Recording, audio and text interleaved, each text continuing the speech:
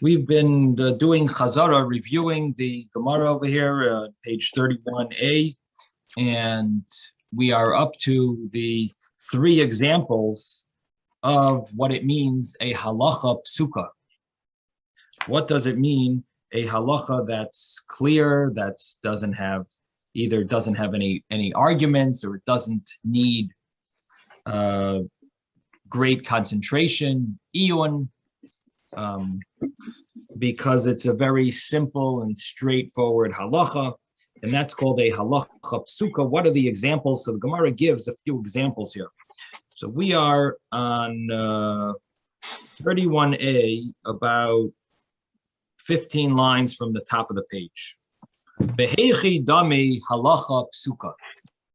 Now, how is it possible? What is an example of a halacha psuka? Amar Abaye says, Ki hadar Reb Zera. Like this statement of Reb Zera. The Amar Reb Zera says, B'nai Yisrael hechmiru al atzman. Reb Zera says the daughters of Israel, they were extra stringent upon themselves. Sha'afilu, that even royos tipas dam kechardal, even if they see a drop of blood like the size of a mustard seed, yosh sheves aleha shiva nikiyam, they will wait for that drop of blood 7 clean days, which we explained that according to the letter of the law, the initial letter of the law, a woman who menstruates, she really does not have to wait for clean days, 7 clean days. She only really needs 7 days, which could be all throughout her menstruation. As long as she stops menstruating, she can go to mikvah. And the 7 days would be all while she's bleeding, and she could go to mikvah, and she should be free to her husband and be pure for holy items. She could touch, in the time of the Beis Hamikdash, she could touch holy items, and that's the laws of nida. The reason why a woman waits 7 clean days is really for something called zava gedola. Zava is when she has blood, when a woman bleeds, not during her regular menstrual cycle, but for whatever reason, it's a not normal experience of blood. And if she only sees it 1 day or 2 days, like a drop on one day, a drop on the next day, she would only have to keep an eye out for the 3rd day. And that day she would see if she sees a 3rd time. Or if she sees 1 day, she has to check the next day. If she sees 2 days, she checks just 1 more day. And she sees if she continues to see on the 3rd day blood. And if she doesn't, then she's totally free. She does not need 7 clean days. She's called a zava katana. If she sees blood for 3 days in a row, even just a drop, she sees a drop of blood 1 day, then the next day, another drop of blood comes, and the 3rd day, a 3rd drop of blood comes. That's called a zava gedola. That woman needs to have 7 clean days, and then needs to go to a mikvah after counting 7 clean days. Now, because it's so complicated, is she during her menstrual cycle, or maybe now it's not considered her menstrual cycle? And basically, the women decided that they're going to be extra careful, and whenever they see blood, they count 7 clean days. After 5 days, they first count 5 days and then 7 clean days. Why do they count 5 days? 5 days has to do with the fact that if they had relations, it's possible that the sperm that's in their body will come out, and that's considered tamei if it comes out, if it exits their body. If it stays inside a woman's body, it's not impure. But if it exits the body, that would be impure, and that would make a woman impure. And because it's considered potential for life for 3 days, and it could be that they had relations when it was a questionable night or day, so we have to add an extra day or 2, so it ends up being 5 days of counting 5 days is to make sure there's no emission of any sperm, and then 7 days of clean days, and that's the way a woman always counts 7 clean days, even when she's really anida, she's really menstruating, and really she shouldn't need 7 clean days, but that's the final acceptance that they accept it on themselves, and it becomes the final halacha, and there's really there's no leniency regarding that. It's a definite 7 clean days. No room for leniency that, well, this situation, the women accepted it on themselves, and that's called a halacha psuka. They always wait 7 clean days, and many women don't even know the original letter of, even men don't know that according to the letter of the law, it used to be different. Everyone just assumes that it's the 7 clean days, but the reason for that is really because the women accepted it on themselves, this extra stringency, and I'm sure it benefits us greatly. We have great merit from this extra stringency. So this is called a halacha psuka. Now, if I'm not mistaken, I think that in some Sephardic congregations, in their siddur, they might even recite this statement before davening. I recall hearing it I think in a Sephardic show. I don't know, Ezra, are you familiar with this statement that it's recited maybe in the Karbanos section of the prayer, like in the beginning section of the prayer? I believe I've heard it once in a Sephardic congregation, but maybe I'm wrong. Okay, so that's the first example. The next example is the example of tithing, and this is Rava Amar Rava says another example of a halacha psuka, a clear halacha that there's no arguments about. And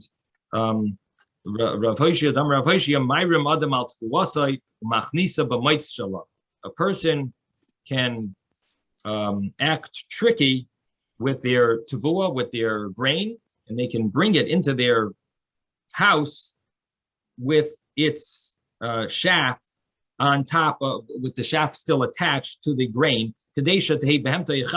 In order, what would the benefit be? That their animal would be allowed to eat from this grain, and it'll be exempt from meiser. So the benefit is that they don't have to separate meiser from what their animal is eating, or also what they, according to many opinions, the owner as well is allowed to eat temporarily from this type of from these grains until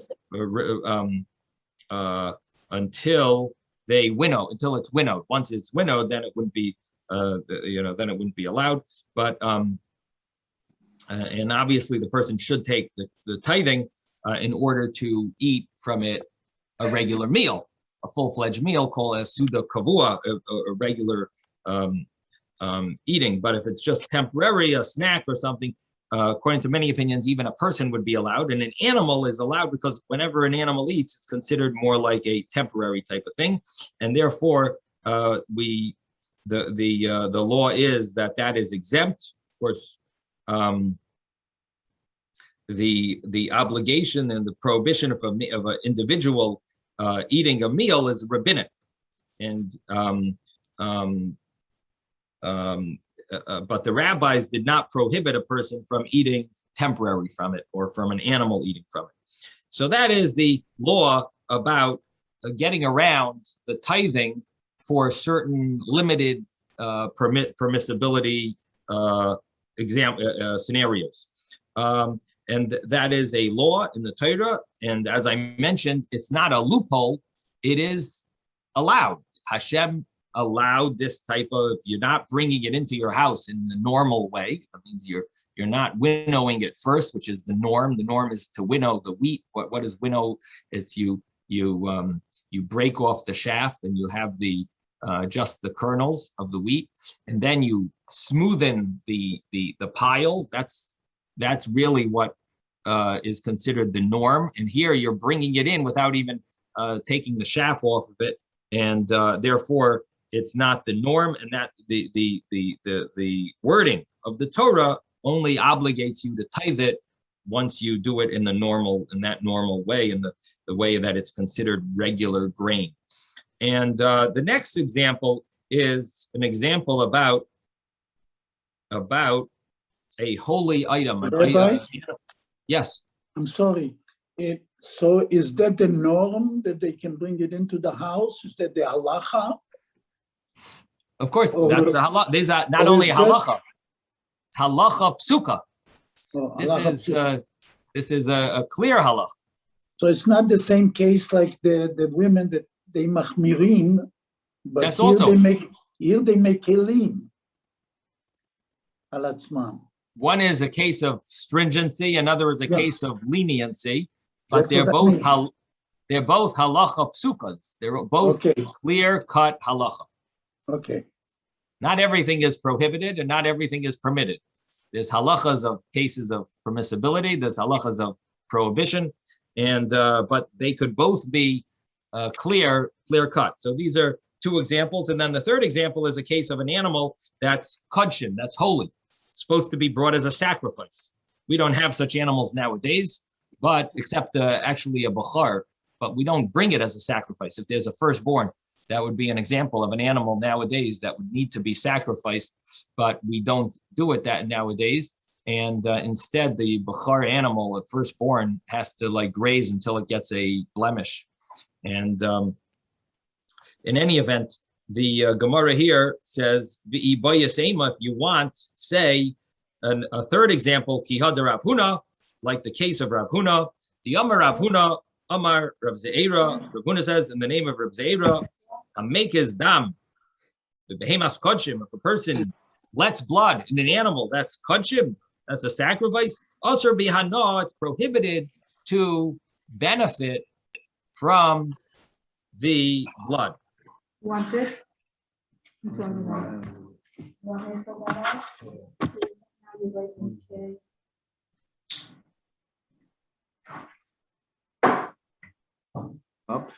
You sure you don't want this? You don't want this, right? Did they put under a glass or something? No? Okay.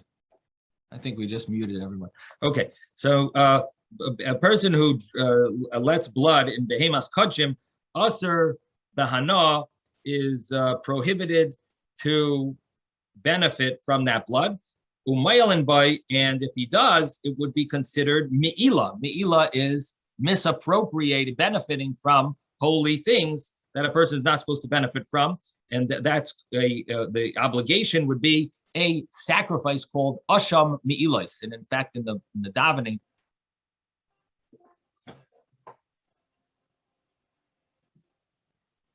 sorry about that. In the davening, we recite in the morning davening before Haidu, before Baruch Shamar, we say the sacrifices, one of them is asham, and it mentions 5 types of ashams. One of them, asham means a guilt offering. One of them is called a asham mi'ilos, a guilt offering for benefiting from holy items. And this would be an example, because a person would be benefiting from the blood of this kudshim animal, of this because he was bloodletting. So even though he's doing it, I guess, to benefit the animal, in the olden days, they thought that bloodletting was healthy. And when people were sick, but anyway, he drew blood from this behemas kudshim. It is prohibited to benefit from that blood. And I believe they use blood for fertilizing and maybe other things. So if a person benefited from it, it would be me'ila. So that is the 3 examples of halacha psuka, that these are straight halachas. There's no arguments about them, and there's not much iyun. There's not much deep concentration that is necessary to study these. And therefore, if a person davened with these laws in mind, it would not interfere with their concentration. And as I mentioned, the brisa that we initially brought, that said you shouldn't daven with a din, with thinking about the law of a case in court or a halacha, but rather halacha psuka. We mentioned that there's 2 ways of understanding this. It's either you don't need to daven with halacha psuka, but if you do, if you are going to daven with learning Torah, make sure it's a halacha psuka type of Torah study. In other words, if you're going to daven after you study Torah, so make sure that the Torah that you're studying is more of a clear-cut type of study, and therefore it won't interfere with your kavana, your concentration. The other way of learning it is you should daven with Torah. That the way to daven is by studying Torah, and study Torah and then daven. And what type of Torah? Torah that you study should be a halacha psuka type of Torah study. But this is a benefit. This is going to benefit your davening. And the reason why it would be beneficial to your davening is because any Torah is considered simcha, it's joyous, and a person should have joy when they daven. And where does it say that Torah brings joy? Pekudei Hashem yesharim nesamche lev, the laws of Hashem are righteous, are just, and they bring joy to one's heart. So the Torah study, by feeling connected to Hashem and by being able to understand Hashem's teaching and so on, these are elements that bring joy to a person, and you're able to daven properly when you have that feeling of simcha. So this is the first brisa, and now the Gemara here has this statement, and I mentioned it a few times, that the next statement, there are two versions of how it's read. One says, Rabbanan Abdi Kemas Nisin. The rabbis did like the Mishnah that says you should have reverence, awe, kavod rosh. When you daven, you should stand to daven with a sense of kavod rosh, a sense of seriousness, awe, reverence, fear. And the rabbis followed that. Rav Ashi Ovid Kebraisa, Rav Ashi did like this brisa that we just read. That's one way. This brisa that we just said, Rav Ashi followed this brisa, and he stood to daven from Torah study. Now, the other way of reading it is Rabbanan Abdi Kemas Nisan. The rabbis did like the Mishnah, like I explained. Rav Ashi Ovid Kebraisa Detanya. Rav Ashi did like the Braisa Detanya, because we learned in a Braisa, and it continues the next paragraph is a continuation that the Rav Ashi followed the next paragraph. And it's not referring to this Braisa that we said, it's referring to the next paragraph Braisa, Detanya, that we learned in a Braisa, and it doesn't have the words Tana Rabbanan, it has Detanya, Ein Oimdim Lespalel, Loi Miteich Atzvos, V'loi Miteich Atzlos, and it follows the next brisa, which says also laws about studying Torah before you daven.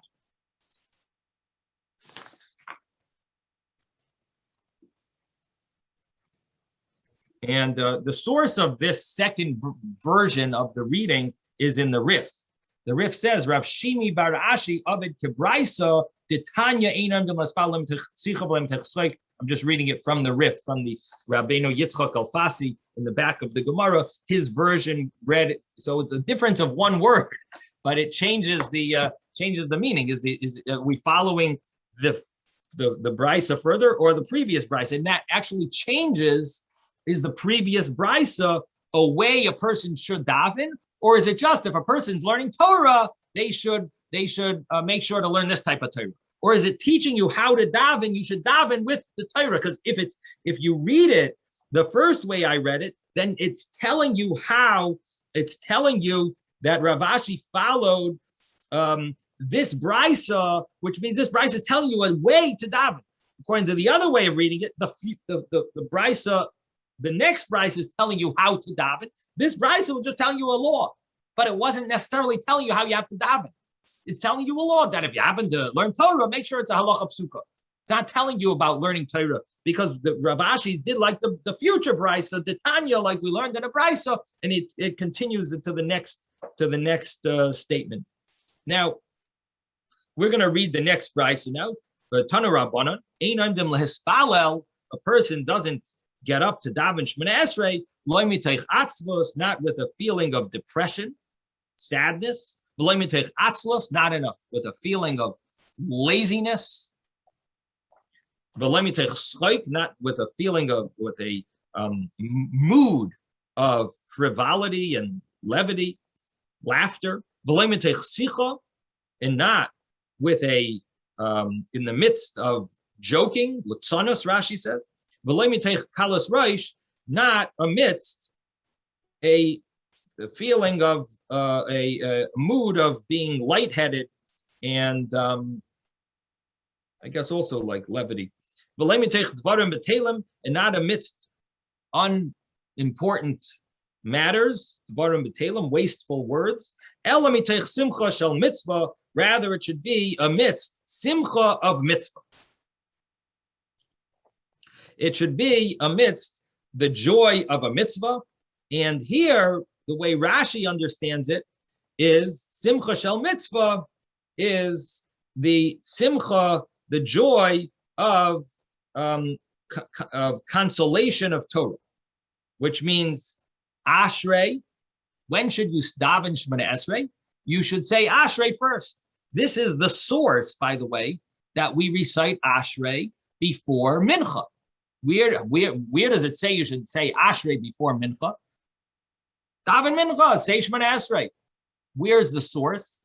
This would be a source that it says you're supposed to daven with joy, simcha, of a mitzvah, consolation. In the words of ashrei, that prayer, Psalm number 145, that psalm has very consoling and comforting words because it talks about the Yiratzayin Yirei of Yaseh.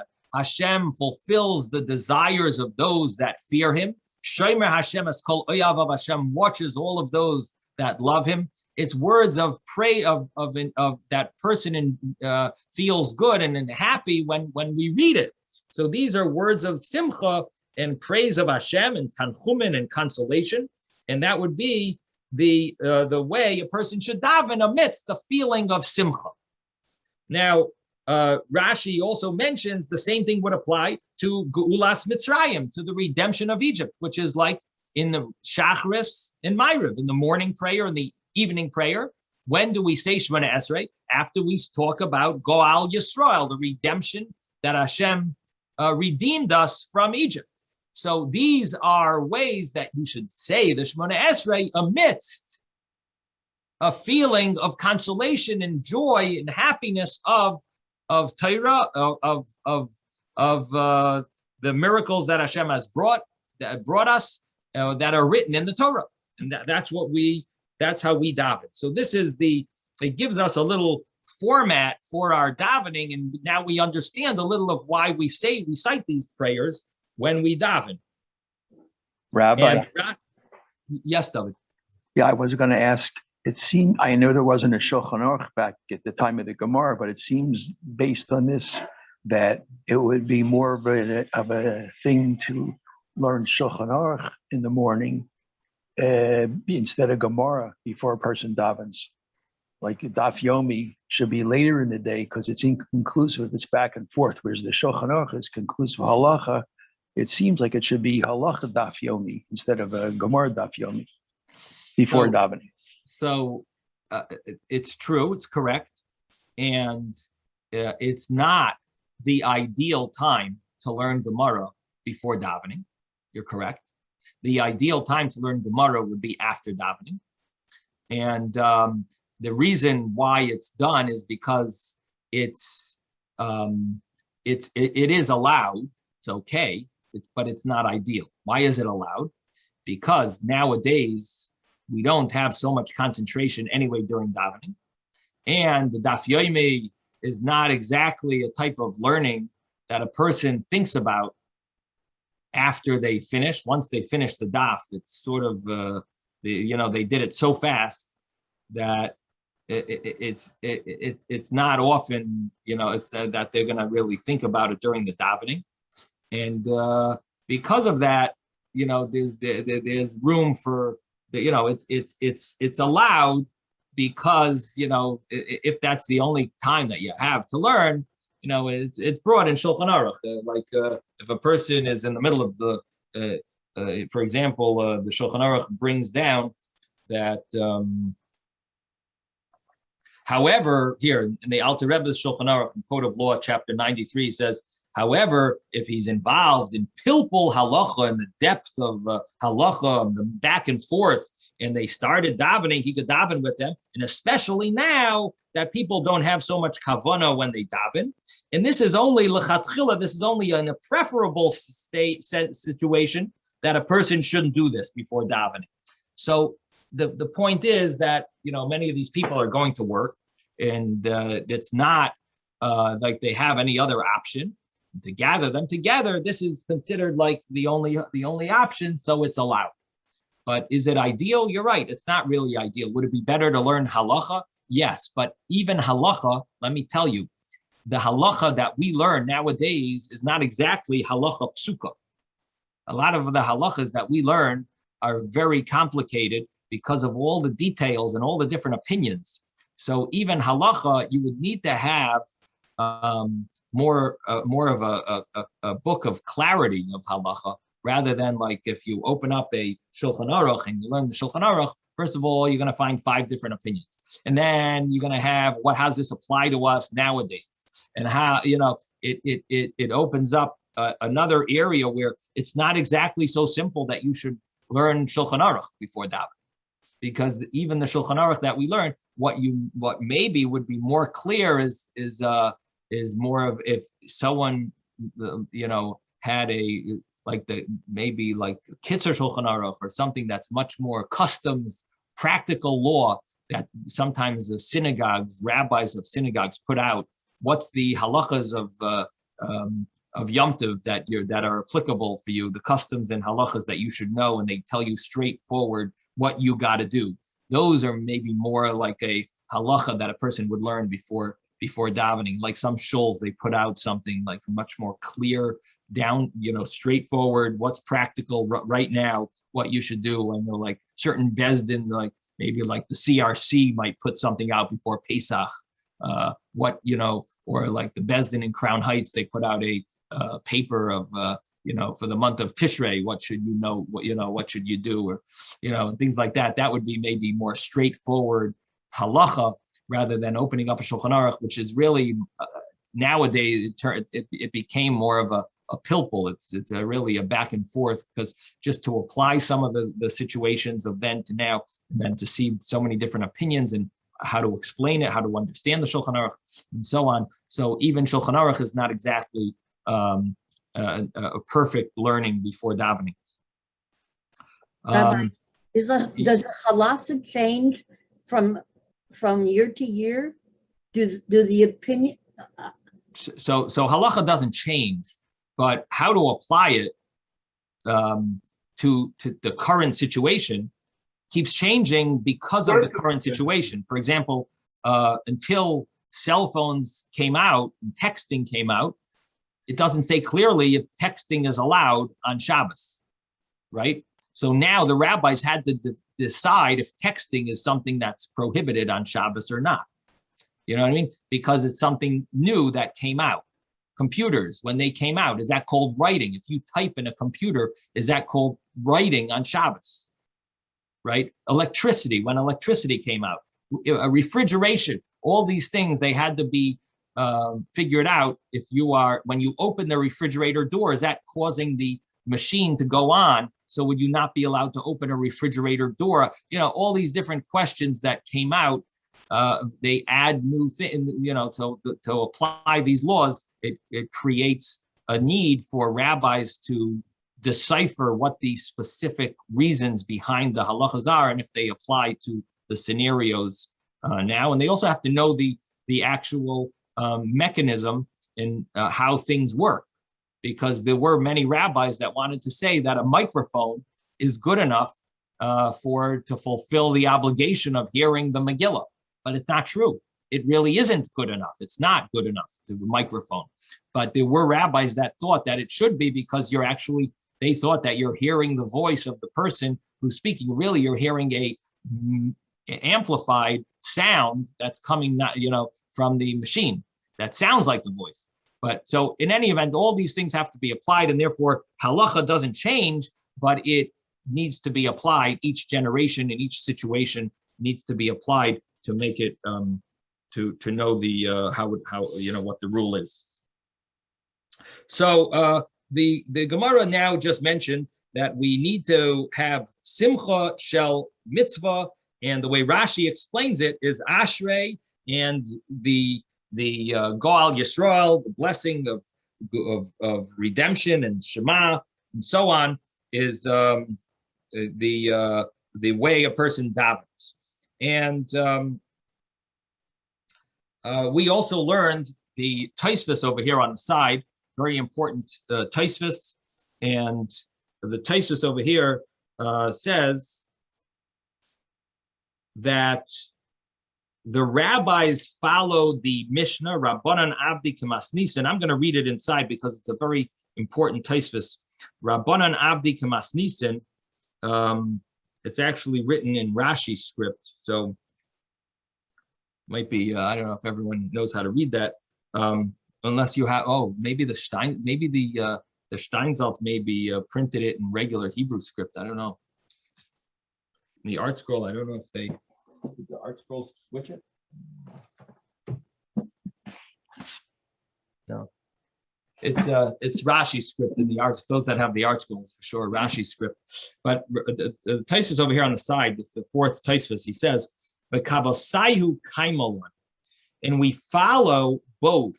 This is very important because the question is, the Mishnah that we read spoke about koved rosh, awe, fear, seriousness, reverence, koved rosh, this feeling of more of a serious feeling. Our brisa that we just read said person should daven with a feeling of joy of a mitzvah, consolation of Torah. And the question is that a contradiction? Does this contradict? Do these two things contradict? Who do we follow? Who should we paskin like? So this is an issue that Tosfos is bringing up, and he says, "V'kavosaihu kaimalon," we follow both of them. This is one way of reading Tosfos. Again, there's two explanations. There's two ways of reading this Tosfos. But one of the commentaries explains it this way: that the rabbis followed the Mishnah, and Rav Ashi followed the Brisa. So Tosfos wants to know, so who should we follow? And Tosfos says we follow both. Kavasayu kaimalon, and like both of them, in accordance with both, we follow. And therefore, ein mispalalim mitoich chalas reish v'sleik. You don't daven when you're amidst of levity and laughter. Ela mitoich koved reish. You should have koved reish. V'simcha shel mitzvah, and the joy of a mitzvah. So you should have both koved reish and the joy of a mitzvah. Kagoin, for example, that if you're involved in studying Torah, that is joy of a mitzvah. Similar to what Rashi says. Therefore, we have a custom of reciting. He adds, not only do we say Ashrei, and even in the morning we say the whole Psuke de Zimra. So Tosfos adds that we say the whole verses of praise to Hashem. These are all simcha shel mitzvah, or Isaac in words of Torah. So now we have, Tosfos says we're supposed to recite words of praise, verses of praise, and that's the source of our Psuke de Zimra. We say these because they're called simcha shel mitzvah, like the Brisa said, and we're supposed to do koved rosh, like the Mishnah said, the seriousness. And va'ashrei kodim tefillah, we say ashrei before Shemona Esrei. That's an mincha. So we follow both of these opinions. Now, the question is, can you do both? Is it practical? In other words, are you in a serious mode or are you in a joyous mode? You're reciting these words of praise, so you're sort of smiling, words of praise of Hashem. So is that a contradiction to the feeling that you're in front of Hashem and you have koved rosh, you have this seriousness of concentration, humility. The truth is, I skipped out the word humility. There's a level of humility, awe, reverence. So are these contradictory feelings, or could you have both at the same time? So the way I read Tosfos, I read it that it means both. You could have both at the same time. And if you look in Shulchan Aruch, both the Alter Rebbe Shulchan Aruch and the regular Shulchan Aruch, the Shulchan Aruch seems to just say that you should do both. You should have fear and hachna, humility, and you shouldn't daven with schoi kalas reish. You shouldn't have the levity and lightheaded, varmbetalim, kas, anger, but rather you should have simcha, like words of tanchumen of Torah, which is you speak about the blessing Gal Yisrael that Hashem took us out of Egypt, and you say Ashrei, where it talks about Ritzayin Yirei of Yaseh, and Hashem watches all those that love Him, and that is the halacha, the way it's brought in Shulchan Aruch. So it sounds like you could do both at the same time. However, in the Bach on the tour, the Bach writes, and I see the Mishnah Berurah brings it down. The Bach writes that he says that how do you resolve this contradiction, this seeming contradiction? So he says it seems that this is what it means to say. It's mitzvah min hamuvchar. The best way to daven is that you don't daven with levity and all that. Only you should have seriousness, kavod roish, fear, awe, hachna, humility. That's how you're supposed to daven. However, since not everyone is able to be careful to put their heart into a level of humility and awe, rather a person often is always with joy and happiness, and therefore we have the brisa that says, nevertheless, don't daven when you're in the midst of rejoicing, a mundane type of rejoicing, but rather it should be a rejoicing of a mitzvah, because this everyone should be able to do. So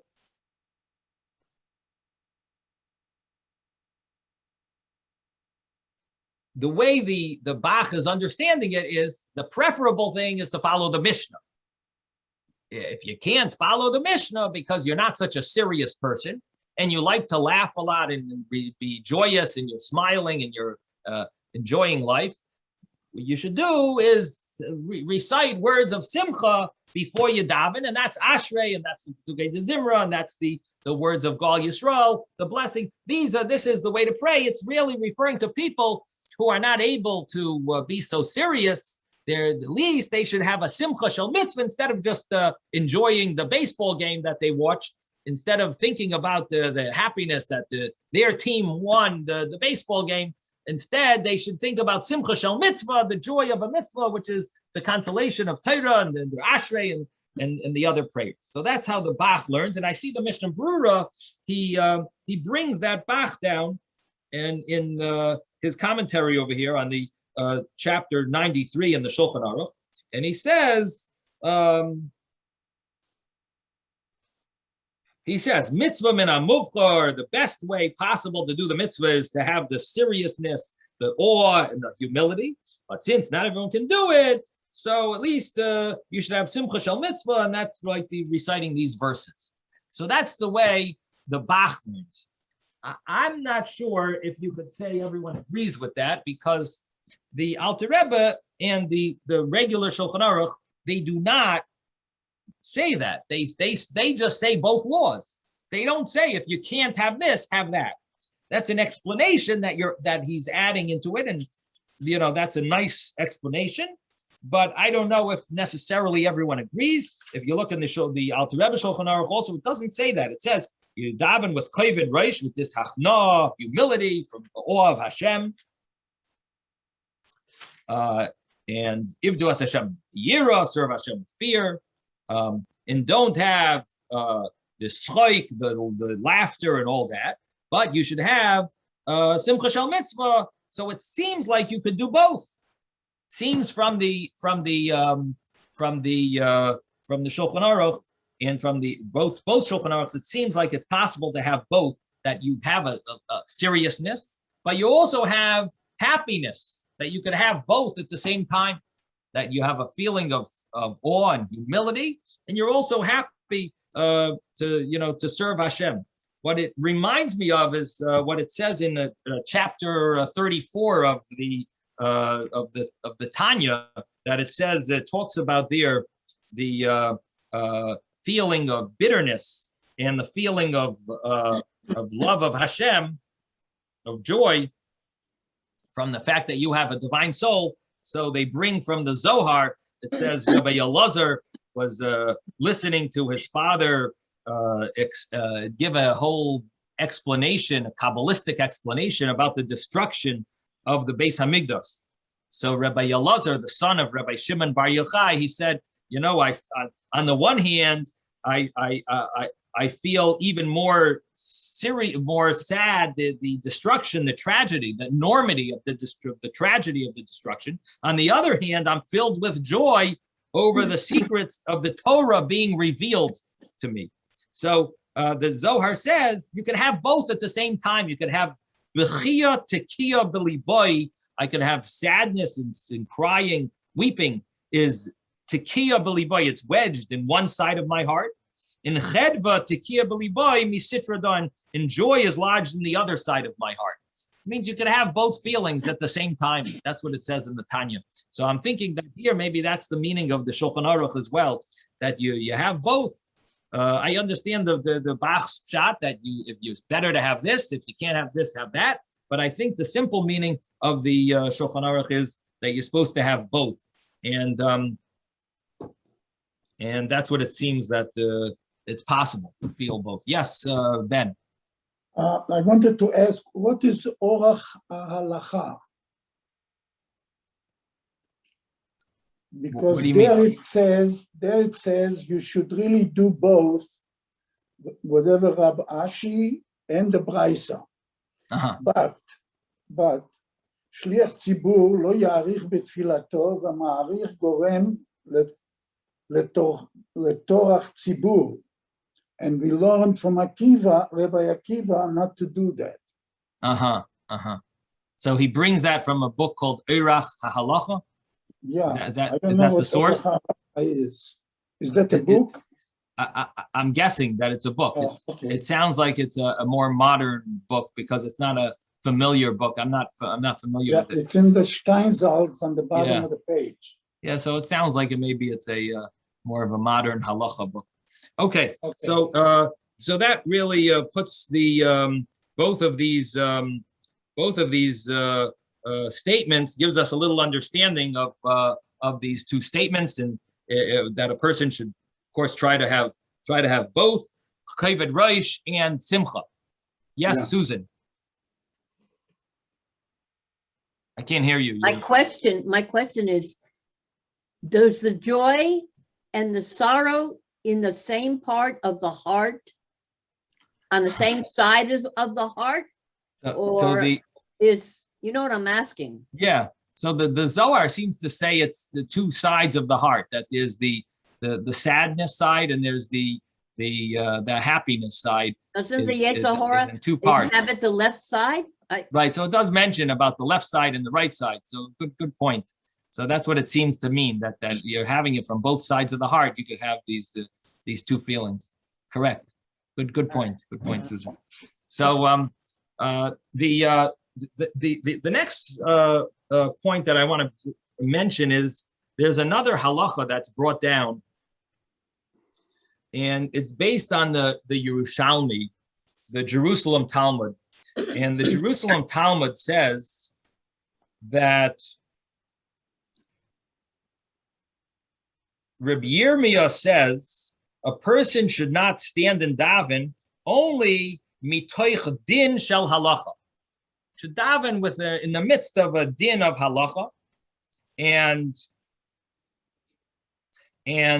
what that seems to mean is that it should be either clear halacha, it shouldn't be an argument, but that's what a person, in other words, similar to what our Gemara has said, halacha psuka, a clear halacha. In the Jerusalem Talmud, it uses a little different terminology. It calls it a din shel halacha. But the meaning, at least the way the commentary on the side here says, that it means something that there's no question about, it's clear, and you don't need to delve deeply into it and think about it. You won't come to think about it. So it seems like Rabbi Yirmiyah says the same halacha that we just had in the first brisa, that a person should learn mitoich halacha psuka. Then the Gemara says, Rabbi Yirmiyah Amar ha'isek b'tzarchei tzibor, if a person is involved in serving the community, he is Isaac in Divrei Torah, he's involved in studying Torah. So what are those two statements, they go one after the other. The first one says you should daven from learning a halacha from Torah study, in the midst of a Torah study halacha. And then it says you should, if a person is involved in communal affairs, it's like he's studying Torah. So the commentaries explain, at least one way to read it is that just like you could daven after you say Ashrei, you can also daven after you just did a communal affair and you just fulfilled something for the community. You can also daven with that, meaning that also gives you the right frame of mind, the joy that you just helped out the community, that will give you that same simcha that you're supposed to daven with. So you're supposed to daven with simcha shel mitzvah. So not only is it simcha of the joy of reciting Torah, which mentions praises of Hashem, or just in any Torah really is simcha shel mitzvah. It's a mitzvah. It's a joy of Kudei Hashem Yesharim, the teachings of Hashem, the obligations of Hashem are righteous and just. The Samchei Lev, they're joyous. So just like that joy of studying Torah you daven with, so also if a person is involved in communal affairs, he can go right from that into davening, because that's also a joy of, it also brings a certain joy of a mitzvah. It's a joy of a mitzvah. So that's one way of reading this Yushalmi. The other way of reading it is that Reb Yirmiyah is saying something totally different. Reb Yirmiyah is saying if you're involved in communal affairs, you're exempt from davening, just like if you're involved in Torah study constantly, that there is a leniency that a person who's continuously studying Torah, he's exempt from davening. So there is an exemption from davening, someone who gives their whole life to Torah study and they don't interrupt for anything. If someone was like that, we don't have people like that nowadays, but there were rabbis in the time of the Talmud that gave their whole life to Torah study. They were exempt from davening. So the Gemara, Jerusalem Talmud says, if a person is involved in Tzorchei Tzibor, if he's involved in communal affairs, he's also completely exempt from davening. Now, what's interesting is, why does it say both of these statements one after the other then?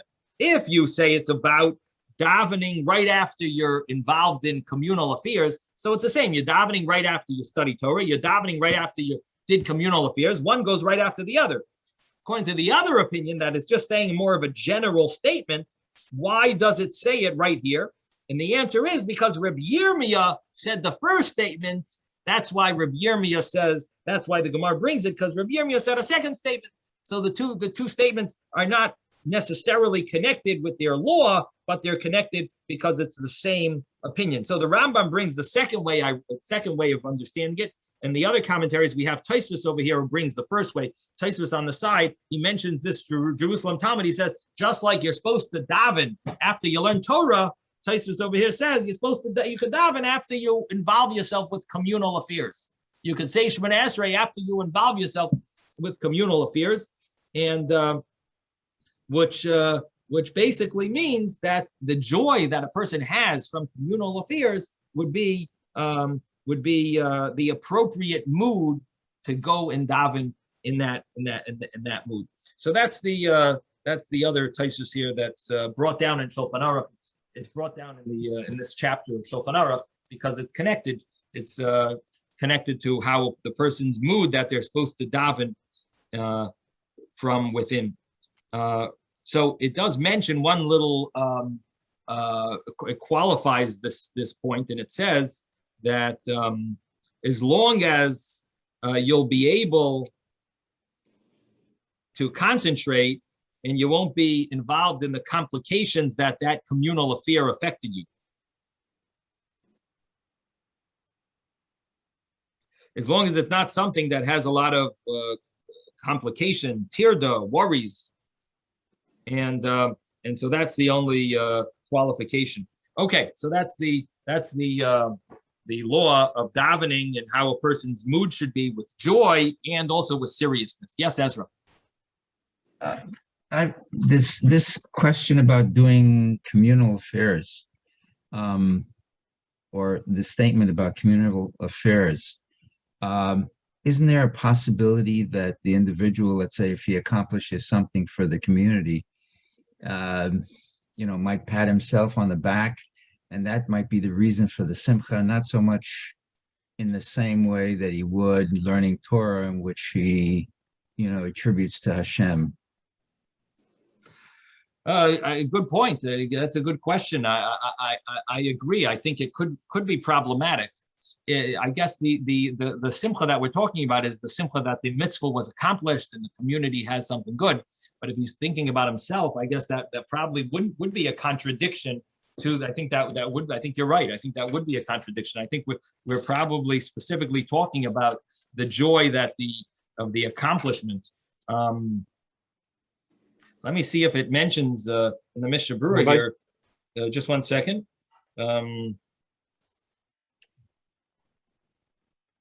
Yeah, they don't seem to mention that qualification, but I think you have a good point. If it's just personal feeling of accomplishment and arrogance in a certain sense, yeah, I don't think that would be the appropriate mood to daven in. Definitely not hachna'ah, humility. That would definitely be like a contradiction. So I think you're right, Ezra. Yes, Moshe. Is it for like korbanot? Is the prayer, the tefillah is korbanot? I mean, it acts in place for the korbanot, and you're for the kehillah. You're actually doing korbanot for the kehillah as we did in the Beis Hamikdash. So it acts in the same way for doing for the kehillah. You're doing for the community. It's a form of bringing korbanot. So it's actually acts as part of the tefillah, in the same way. I'm not sure. Are you answering Ezra's question? Yeah, that's what I'm saying. It seems like it's in that, in that category. It seems like it's related to that. What Ezra was saying, because you're bringing. It's like you're serving the community. It's like korbanot.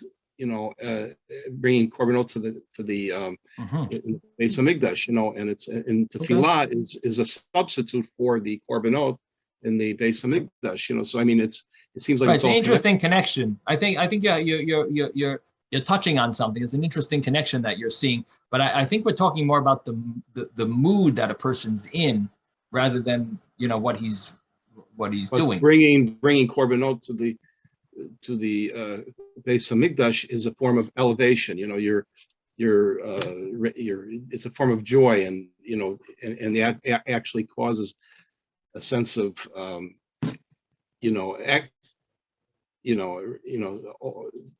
dealing with the yeah. I like what you're saying.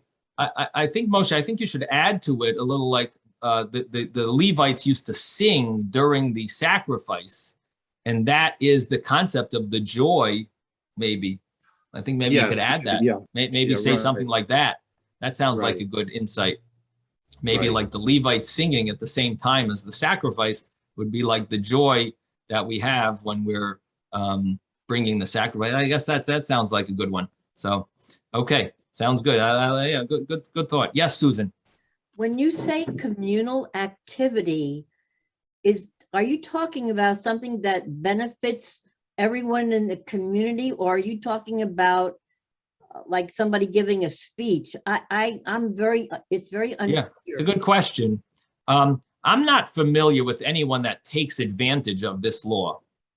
In other words, in the olden days, in the days of the Talmud, there were rabbis that their whole life was Torah study, and they would not interrupt.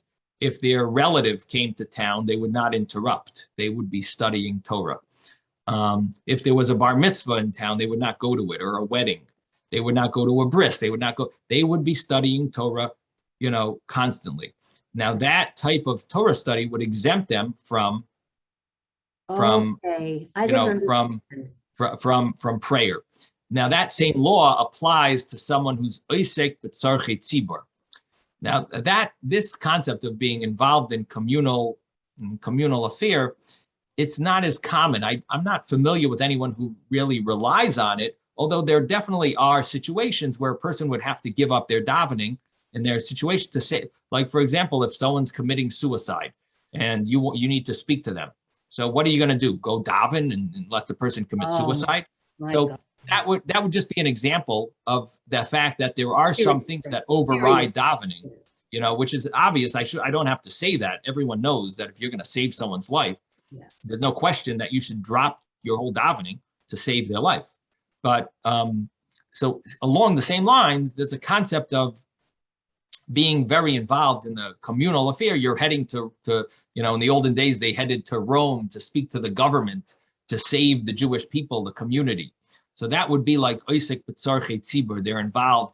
So when they're involved, they're heading from Israel to Rome to speak to the government to save the Jewish people. That's called oisek b'tzarchei tzibur. That would be an example where if they weren't able to daven and they had to rush there, whatever it was, they would be exempt from davening because they have to prepare their speech, what they're going to say before the emperor of Rome.